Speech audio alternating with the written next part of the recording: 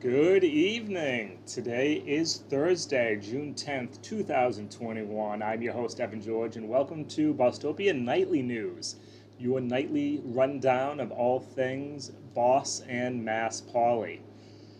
Normally, I give a quick synopsis of some of the top stories of the day.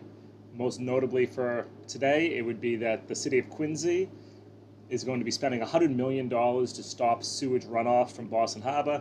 And considering I could hit Quincy with a rock from my window, I definitely appreciate them doing this, even though they are doing it after a lawsuit conducted by the EPA. However, the two biggest stories came out of the Boston City Council hearing yesterday, and so we're going to jump right into the video segment today. Now, if you are watching on TikTok, I recommend switching to Twitch, as you'll be able to see the visuals. And also, if you're following along, let me know how the audio quality is. I'm going to shut off my AC so you can hear things a little bit clearer, but they were definitely having some problems with their video system during this city council hearing. So let me set the stage, and then we'll go right into it. The Boston City Council voted on two things yesterday, and we're going to really listen and take a deep dive into both of them because they are pretty big. The first being, should Boston have reparations?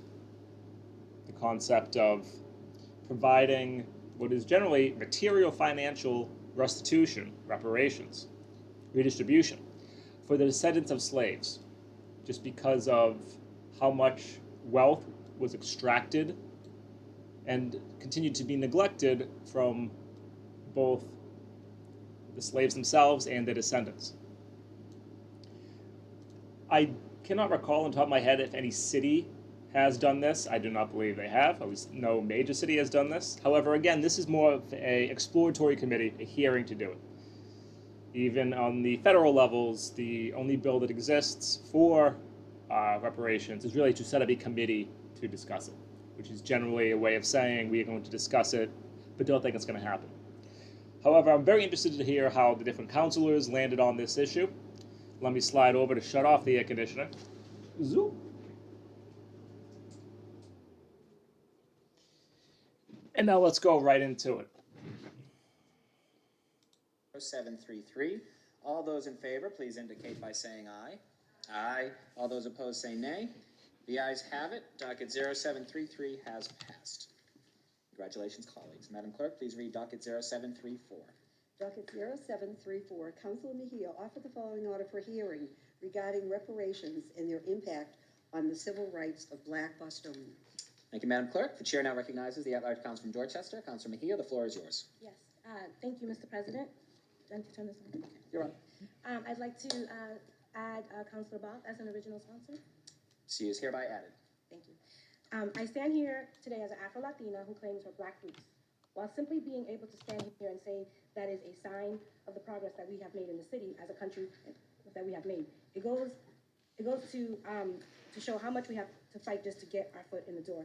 There is work, hard work, and heart work that needs to be done to repair the economic, social, and political status of descendants of slaves in Boston. That is why today we are filing a hearing order to begin exploring what reparations would look like in the city of Boston. We know the why. The average net worth of a Black family in Boston is only $8 compared to nearly $250 for a white family. In Boston, home ownership rates for Black families is nearly half of that of white families. From redlining to the busing era, the economic inequities in our system can all be traced back to America's original sin, slavery. We know the why, but as for the how, that is the subject of this hearing order. For those who do not know, reparations are a form of transitional justice. It could be so much more than just a check in the mail. Reparations could be compensation, yes, but they can also take place in a form of providing care and services to descendants of slaves as an issue, as well as issuing public apologies. So far, Actually, I hope people do not take it as a sign of my disrespect during this topic to interrupt some of the councilors, especially those councilors who are themselves people of color. But just to clarify some things.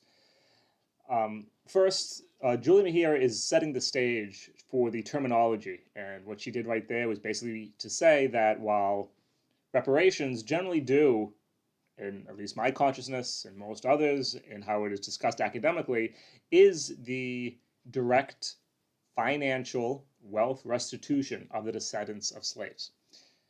Julie Mejia, in that opening, expanding that definition to maybe just constituting services, maybe just constituting programs targeted towards those individuals, maybe even just an apology, to me, definitely expands what is generally conceived as the definition for reparations.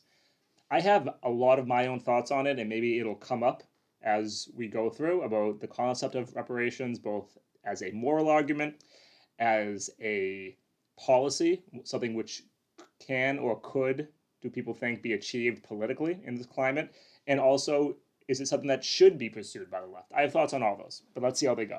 And the only other thing I wanted to flag was the addition of Kenzie Bach as a co-sponsor to this. I find fascinating, since Kenzie Bach, most notably in this area, definitely helped lay the groundwork for the very contentious budget vote in which Kenzie Bach established that, as her role as the chair of the Ways and Means Committee, the best way to address the concept of defunding the police is to pass the current budget and then have a year of hearings.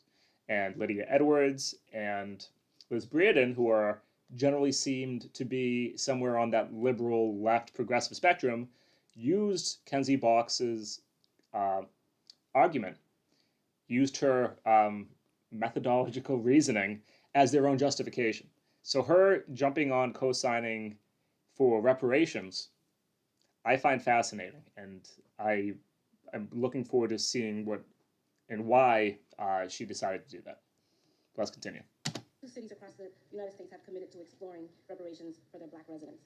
Perhaps one of the most important parts of the reparations process is verifying facts. Our office has been fortunate enough to work with Tanisha Sullivan from the NAACP, whose work on this issue is incredibly inspiring. She has pointed out that one of the biggest hurdles to reparations is that Boston has not come fully to terms with our role in the slave trade. We need a common and agreed upon narrative to understand what hurt the city of Boston has caused so that we can determine how to address that pain. This is how, and this is what this hearing order seeks to find out. We would like not to be here talking about this today if we would not, oh my Lord, I cannot read English today. We would not be here talking about this today if it were not for the advocates like Tanisha, pushing the city to come to terms with its past so that we could move forward to a more just and caring future. We hope to celebrate the history of our liberation by committing to finishing the work that we started centuries ago. Thank you to the advocates and to Councilor Bach for working alongside us on this issue. Thank you, Councilor Mejia. The chair now recognizes the district council from Beacon Hill. Councilor Bach, the floor is yours. Thank you so much, Mr. President, and thank you, Councilor Mejia, for inviting me to join you on this, and to the NAACP for all of their work. I think folks know that I'm a historian. I'm actually an American historian by training in the 20th and 21st century, but I'm just far enough along you can start doing a little 21st century history. But the thing that you learn in that line of work is that you really can't do any American 20th and 21st century history without knowing your American 19th and 18th century history. And a major central reason for that is because of the enduring impact that, as Councilor Mejia said, the original sin of slavery continues to have on this country. And that's something that we have doubled down on, unfortunately, again and again with government programs. It's also something that has shaped many non-governmental aspects of our life. This is an old city. We are proud of its history. There is not an endowment of an august institution in this city that existed prior to 1865 that was not built upon the backs of slaves. There is not. And that is a thing that if you do any of the historical work on the receipts, it stops striking you as a shock and it starts to become commonplace. And I think that to Councilor Mejia's point, we don't necessarily reckon with that. And some of that is because we don't want to expunge all the good things that have come for us in our culture and even for Black folks in the city of Boston out of some of these institutions and out of our own governmental history. But I think the word at the root of reparations is really important, right? That word is repair. And you can't repair something that you don't recognize as broken. And so, I think the opportunity to kind of look at that history and then say what would be meaningful, what would be a motion towards repair, is really a long overdue conversation in our society. So I'm grateful again to Councilor Mejia for inviting me into it, and looking forward to having this conversation with all of you, with Boston's Black community, and frankly with the whole community of all Bostonians. So thank you, Mr. President. Thank you, Councilor Bach. The chair now recognizes the district council. And so both Kenzie and Julia, I think, definitely kind of set the threshold, the measurement of where this will be in some of the words that Kenzie just said. Meaningful, repair, conversation. They are definitely skewing away from material compensation. That's just what it sounds like in the vernacular, or at least, will it be anything direct payments? Will they go to, and I don't want to get too far ahead. I mean, I wrote down the phrase original sin, debating in my mind whether or not to explore it or not. But let's see what some of the other councilors say. From East Boston, Councilor Edwards, the floor is yours. Thank you very much. I want to congratulate and thank the maker or her leadership in this conversation.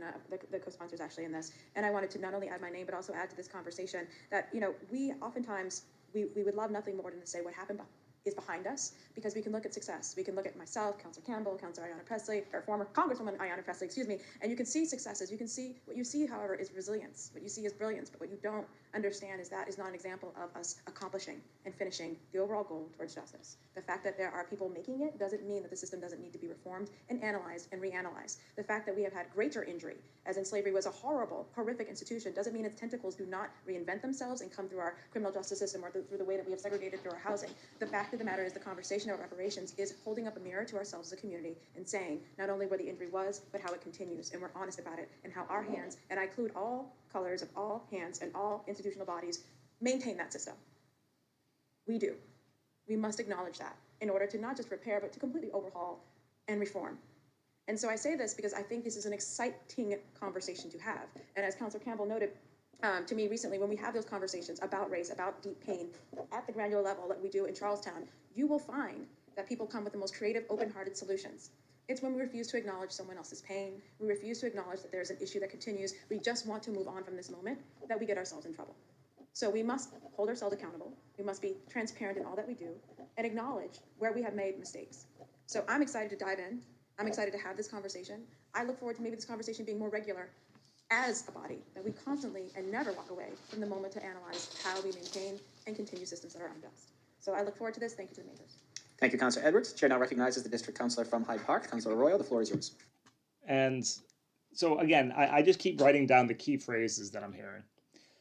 Reform, conversation, and that was listed at least 3 or 4 times. The acknowledgement of pain, hold accountable. Because ultimately, and now I am not even taking the argument for or against the concept of reparations for the descendants of slavery, but ultimately within our society, having conversations is not going to be enough. Acknowledging of pain is not going to be enough. Reform is not going to be enough. Until there is a massive redistribution of both power and profits, you can substitute that word profit for wealth if you'd like, or resources if you'd like. Unless that massive redistribution occurs, you can have all the conversations and acknowledgments of pain you want. It will not do anything. And now, to me, that, I think, gives weight to, but is a separate conversation from the much more specific and narrow topic of reparations to the descendants of slaves.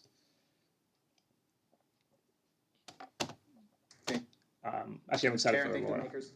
Both for the courage of coming forward with this piece of legislation, but also understanding the necessity to have these kinds of tough conversations and to move forward on things like this. I think it's appropriate and important to understand that these aren't handouts. When we talk about reparation, what we're talking about is 400 years of unpaid labor, murder, rape, the separation of parents from their children, parents from one another, siblings from one another, the destruction of families, and to quantify that over a 400-year period in time, to then follow that with the impact of race and structure that came from enslaving human beings and creating a racial caste system that then was reflected in things like the Jim Crow laws, the GI Bill and who had access and who didn't, the redlining of streets here in Boston. When we talk about the impact of slavery, this isn't a South issue versus a North issue. We understand that the ships that made this a profitable state, the shipping industry that made this a profitable state, were taking slaves to the South, taking the goods that they made, bringing them to the North, to our factories in Lowell. And that's the kind of stuff that is wrapped up in the fabric of this country, and sometimes it's very difficult, I think, for us to have very honest conversations about what the impacts of that are and why certain business magnates were able to accumulate the wealth they were able to have, invest in the kinds of things they were able to invest in, and create trickle-down impacts in their own family of generational wealth that sees itself bear out today in the disparities that we see, like having families, black families' net worths in Boston be $8. That doesn't happen without these organized structural issues that have accumulated over 500 years. And I think the first thing I want to make sure is very clear is that I support the idea of reparations. I think whether that takes place in a financial way or not, because that's justice. And right now, we live in a constant state of injustice because we have not remedied that issue. And so I look forward to having a conversation about how we, as Bostonians, as elected members, as people who are stewards of municipal ordinance, can look at ways in which Boston can lead on this front. And I thank the makers for making sure that we have these kinds of conversations. Thank you for the indulgence, Mr. Chair. Of course. And before I continue, I can't say it again because I know there's some people who's been on the TikTok for a while. I'd recommend switching to Twitch or Facebook or YouTube on the same name on everything, because then you'll be able to see the counselors. I think getting to see their faces is a little bit better than just looking up at my chin. You want to stay on TikTok, you do that.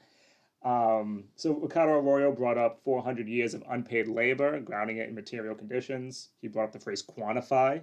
That's definitely staring towards measurables, disparities in general wealth. Then right at the end, he ended it with financial or not. And I find that interesting that right now no one is hit hard, and maybe it's because of what is to me the second tier argument where it comes to reparations, which is its political expediency, might be the correct word, its political feasibility. I mean, looking at things on a national scale, uh, the population of the United States, which is the descendant of slavery. So the black population of America is roughly 13-14% of the American population. Of that 13-14%, 90% of the black population of the United States can directly tie itself to be the descendant of slaves. So just for my simple math, let's just call it 10%. Let's just call it 40 million people. And so, for, again, that tier two argument in terms of how politically feasible is it? Can you create what would be, can you get past a bill through the US House, US Senate, signed by the president, which is going to materially benefit 13%, or again, maybe closer to 11 or 12% of the most marginalized, oppressed members of your society? So that is the second tier argument in terms of if it's political. That should not and would not ever stop me or anyone else from pursuing things just because they're difficult, just because of the structures of our political. But that's the tier two, and I'm curious if the reason so far we've heard staying away from deliberate material repayment, which at least for me, that is what we're talking about with reparations. I want to very quickly just look up demographically Boston statistics, just because we are talking about Boston. Oh yeah, okay. So like the black population of Boston is roughly 25%. Okay. So about double the national average. Thank you, Councilor Royal. Chair now recognizes the District Council from Mattapan. Councilor Campbell, the floor is yours. Thank you, and Mr. President, and thank you to the makers for bringing forth this hearing order. I won't belabor the point. I think everyone spoke to it quite well. I just wanted to lift up the fact that when I filed the Truth and Reconciliation Commission hearing order, we haven't had that conversation just yet, but we will. I engage a lot of folks who've been doing this work around truth and reconciliation across the country and across the world. And not only will I say it's necessary and required, and reparations is frankly one piece of that. There's a whole bunch of solutions to the racial justice issues in this country, or injustice in this country. But there's also a deep sense by the experts. We're blessed in the city of Boston to have international experts who have been doing this work around truth and reconciliation for a really long time, who do not think this is possible in the city of Boston. So I am really excited that there is an appetite amongst this body to not only have the conversation to really get to the truth part, but to really then get to the second part, which is what does restorative justice solutions look like?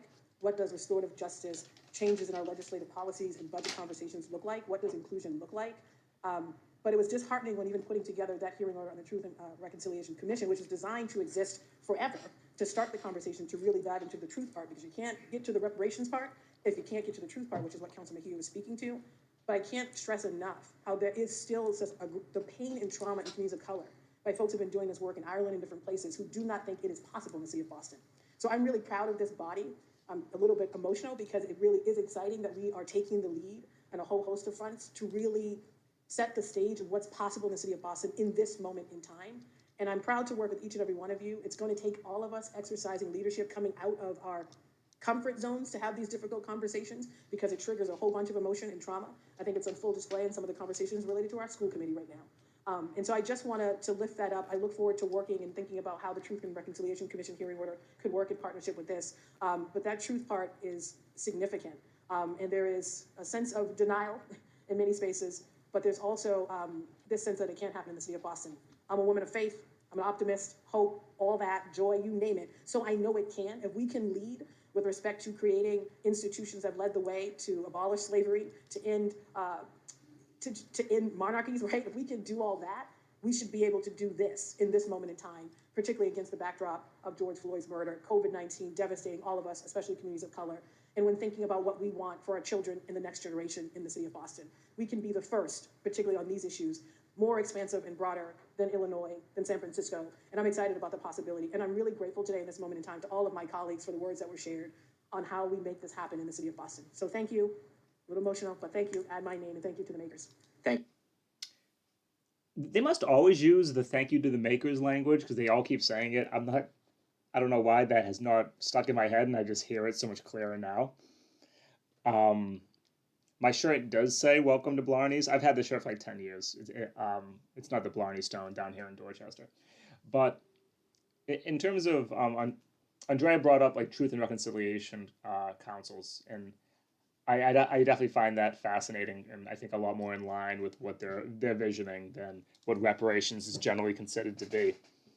And like the most successful models of that is Rwanda, to be honest, from the Rwandan genocide in the 90s. And it's very important just for everyone to keep in your mind when you hear the phrase restorative justice. I don't know. I was the dean of an elementary school here in Dorchester as part of a turnaround effort. I've done a lot within quote unquote discipline within schools. And the concept of restorative justice is basically the exact mirror opposite of our current judicial system, which is basically a person commits a crime, and now our entire institution is focused not on the victim of the crime, but the perpetrator. So the perpetrator is arrested, the perpetrator is investigated, the perpetrator is brought up on charges, the perpetrator goes through a court hearing, the perpetrator is then punished or acquitted. And it completely leaves out the victim. The victim is like an afterthought, and the entire mechanism that we have in our society is just directed at who did the harm. Whereas a restorative justice model completely flips that. And after an incident, you can call it a crime if that helps you, the main focus of the state or the system or the structure is on the victim. How does the victim feel? What are the needs of the victim? And then it goes into how do we repair the relationship between the victim and the perpetrator? What does the perpetrator need to do? And it does always start with truth, which is to basically establish to getting to a point where people accept a common reality of what happened. And then again, the second part of reconciliation and restorative justice always has to do with the focus of the victim, not what punishment does the perpetrator do. It is always very important to keep that in your mind. you, Councilor Campbell. Any further discussion on docket 0734? Seeing no takers, would any councilors wish to add their name? Madam Clerk, please add Councilor Arroyo, Councilor Baker, Councilor Braden, Councilor Campbell, Baker hopping on. Councilor Edwards, Councilor Sabi George, Councilor Flaherty, Councilor Flynn, Councilor Wu. Please add the chair's name, and docket 0734 will be referred to the Committee on Civil Rights. Madam Clerk, please read docket 07. All right, that was interesting. Not Flaherty, Baker. You're not gonna O'Malley. You're not gonna stand up and say that this is reverse racism against white people. Nothing. All right. I mean, they must know if you're just going to a committee, it's not worth the fight. It's not worth the headlines. The second thing that came out of this city council hearing, I'm looking for my little cheat sheet of the Times, 204, is in a surprise. I'm going to show you if you're following along. So this is what the agenda looks like for just one city council meeting. And so what I do during this, and by this I mean when I try to track what it is our government's doing, is I scan this document and I try to, it always begins with communications from the mayor, just really the mayor saying like all these things they're doing. And I go through to see, all right, anything interesting? What's coming back from the committees? And you can listen to the 2-3 hour meetings. I don't get that kind of time. And I scan the agenda. Normally the good parts, the juicy parts, come under this section, motions, orders, and resolutions. So this is the one you always want to take a look out for. And I kept seeing all this press about how the recent city council decided to give themselves the power to remove an acting mayor. And I couldn't find it on this. So I did have to go through it a little bit. And what ended up happening was, and I know this was planned to some point because it passed, but Lydia Edwards did a motion to amend the rules and then added this on at the last minute. So it did take me a little bit to find it. That's just a little behind the scenes action for you. Where are you? Here you are. All right, let's get to this part. Counselor Edwards, the floor is yours. Thank you very much, and I know my colleagues, I'm seeing some questions in the chat. People give me a second. How do we get people to accept what happened when they can't even admit? I mean, that's a good point. I think a lot of this, it has to do with, like, you're not going to do it through a social media campaign. You're not going to do it with 300 million people coming together. It always has to happen in smaller groups everywhere. And I think everyone at this point accepts that slavery occurred. And I think you can generally get people to a point of understanding concepts of like redlining and housing discrimination. But you do it in small circles, is basically it. And yes, you always want to focus on the needs of the victim, not what punishment does the perpetrator get. apologize, this has been a long meeting, but I do want to rise to, I have a motion to amend the rules. Okay, there is a motion to amend the rules. Is there a second? Second. Second? Okay, please proceed. Thank you very much. Oh, I sorry. regret in terms of the timing, I wish I had done this earlier in other conversations, as we have been throughout this entire period of transition, filling in gaps within our rules to help make sure that we are completely accountable, transparent, and consistent with how our body runs. So this is an attempt to be just that, consistent, to be transparent, and to be accountable. I have some sample language so that I can pass around, or if someone could help me pass this around to the body. City Messenger Ron Cobb, thank Sorry. you. You're such a man. By the way. I did? Okay. Thank you very much. Well, there's some physical copies. But essentially what I'd like to do is to amend Rule 3 that allows for us to be transparent with the power that we already have, which is, as an elected body, to select the leaders that we have. That's power that we already have, but also to choose when we no longer want those leaders to lead us. It's about consistency. Currently, with 2/3 majority, the city council president can remove any one of us, and I'm proposing like powers for us when it comes to the city council president, that with 2/3 majority, we could do the same. Okay. And finally, it's about accountability. We are the body that So just to understand what she's saying is that basically right now, given the current city charter, if the Boston City Council gets a 2/3 majority of the city council, they can kick out any other member of the Boston City Council. That's how I understood what Lydia just said. And I think maybe the acting mayor needs to agree with it. I think she said the acting mayor and 2/3 of the city council. And now she wants to be able to make sure that that works the other way too. That if 2/3 of the city council want to, they can kick out the acting mayor. I believe that's the rationale that Lydia Edwards just expressed. that made the city council president and make the city council president yesterday, today, and tomorrow. We therefore are the only body that can hold the city council president accountable. And inasmuch as the president's power grows, so must the president's accountability. So I am proposing that we amend the rules to allow for this amount of consistency, transparency, and accountability to be in the rules. I propose that to my body, or to my counselors, my fellow counselors. Thank you. Thank you. There's a motion before. This is obviously time for discussion, so if you... the chair recognizes the at-large counselor from Dorchester, Counselor Mejia. I'll do it.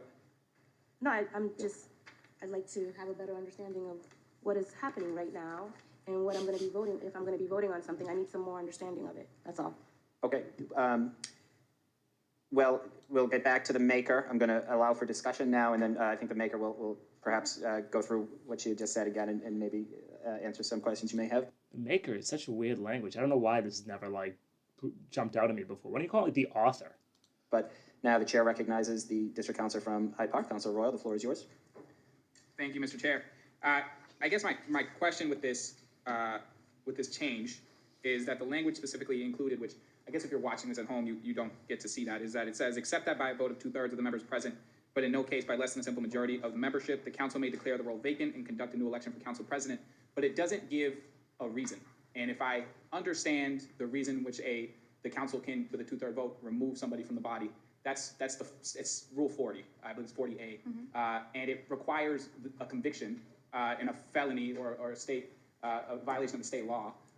And the last time this body did.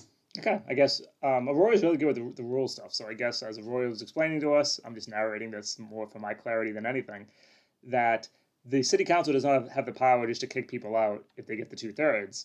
It has to be after some sort of a conviction or a felony or some other X, and then they can kick them out with 2/3. It can't just be because, I don't know, the person forgot to bring snacks that day.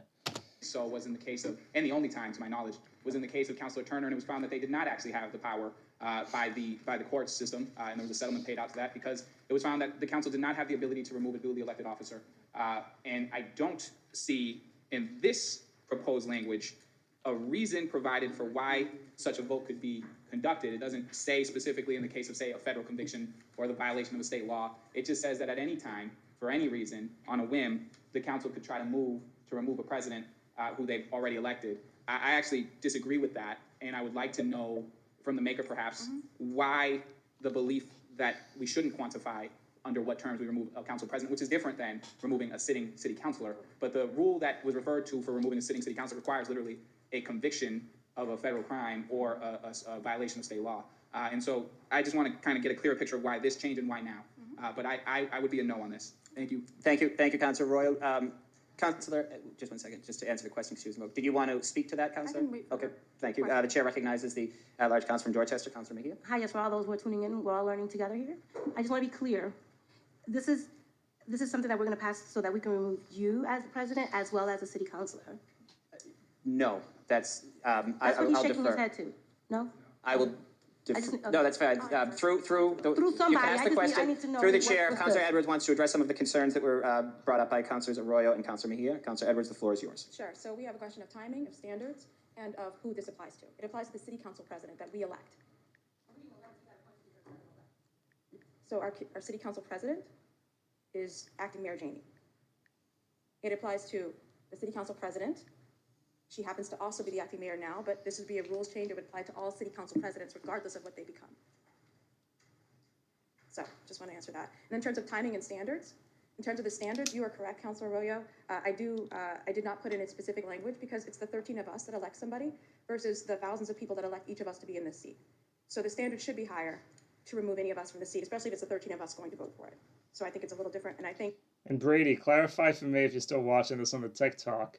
A 2/3 majority of the Boston City Council, that's 10 people, right? Oh no, 2/3 would be 9. So you're gonna get 9.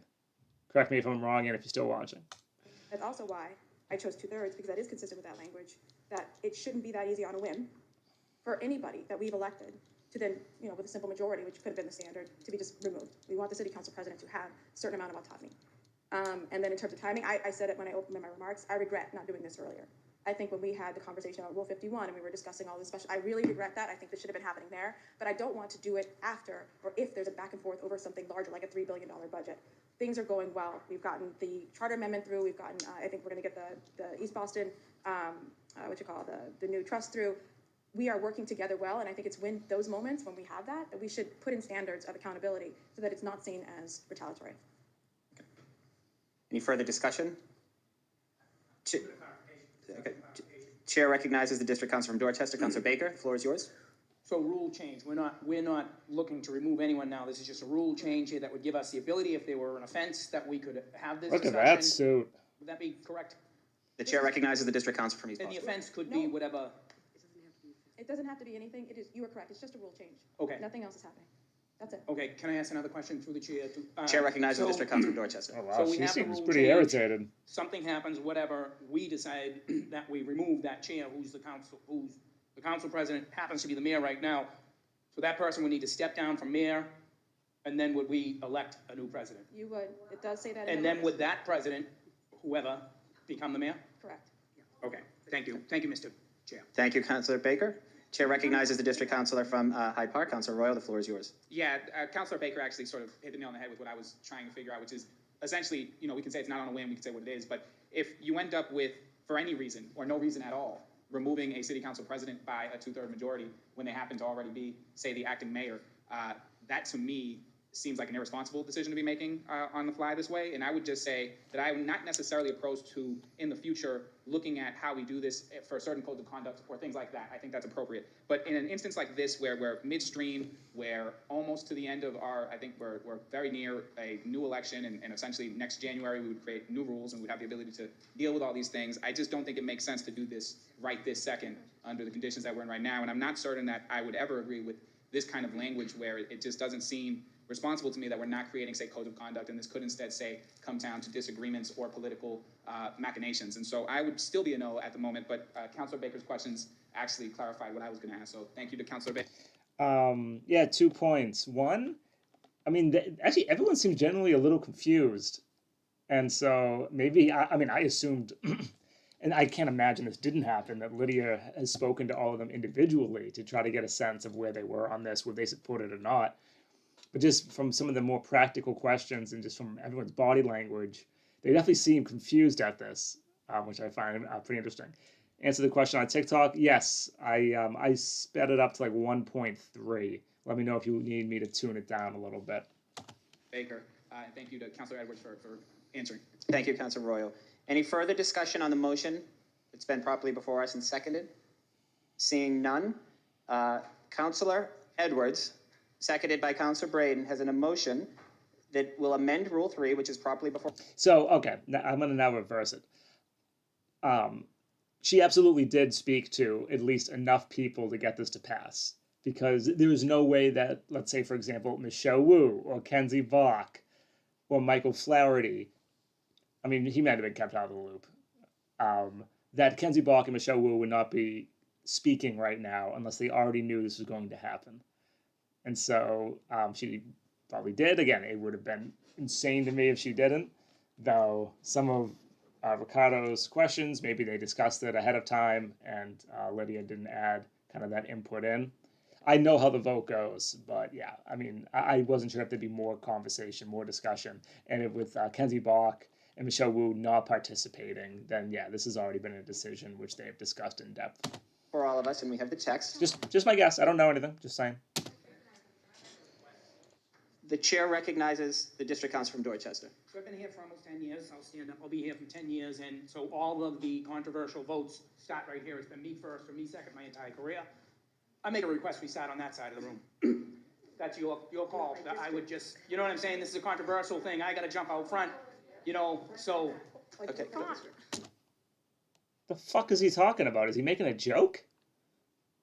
He's like, Frank Baker is asking to be sat on the other side of the room because that's where all the controversial votes are. I don't know if that's a dig at Lydia or if he's trying to be funny, but he's not laughing. Or do it by district, or. Sorry to. Chair, okay, thank you. Request duly noted, Councilor Baker. The chair recognizes Councilor Bach. Just on the point of order, also being alphabetically early and having checked this out, alphabetical order for roll call is actually in the city charter. Okay. So is it because it's at the end and he's mad? Kenzie clarified that sat by alphabetical order? Thank you. Thank you, Councilor Bach. This is Thank so you, Councilor weird. Flaherty, our other historian who's nodding in agreement. Okay, so appreciate the request, appreciate the clarification on the city charter. This roll call will, I mean, we could do a voice vote, but so I will ask for a roll call. It will be done alphabetically, and seeing no further discussion on the amendment. Oh, I think Frank Baker wanted to vote towards the end of a controversial vote rather than the beginning, just because obviously strategically you want to see how the other people vote before you make a final decision that tips it one way or the other.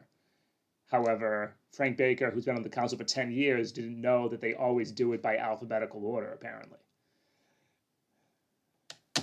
To Rule 3 that is properly before us and seconded, the clerk will call the roll on accepting it. A yes. Mostly because they don't do controversial votes.